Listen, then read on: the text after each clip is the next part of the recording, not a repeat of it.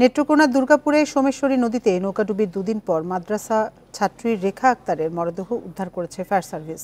সকালে কমলাকান্দা উপজেলার শ্যামপুর এলাকা থেকে মরদেহ উদ্ধার করা হয়। এখন জন্ম সনদ দিয়ে খোলো বিকাশ স্টুডেন্ট অ্যাকাউন্ট, নিজের বিকাশ নিজে কর। ফায়ার সার্ভিস জানায়, বৃহস্পতিবার দুপুরে 20 থেকে 25 জন যাত্রী নিয়ে একটি ডিঙি নৌকা কেরনখলা ফেরিঘাট থেকে খালিশাপাড়া ঘাটে যাচ্ছিল। এ সময় নৌকাটি কেরনখলা ঘাটের কিছুটা দূরে যেতেই ডুবে যায়। যাত্রীরা সাঁতরে এবং স্থানীয়দের সহায়তায় রক্ষা পেলেও তলিয়ে যায় মাদ্রাসা ছাত্রী রেখা। পরে স্থানীয়দের সহায়তায় পুলিশ ও ফায়ার সার্ভিসের সদস্যরা উদ্ধারে অভিযান চালায়। শনিবার সকালে ফায়ার সার্ভিসের ডুবুরি দল সোমেশ্বরী নদীর শ্যামপুর এলাকা থেকে রেখার মরদেহটি উদ্ধার করে।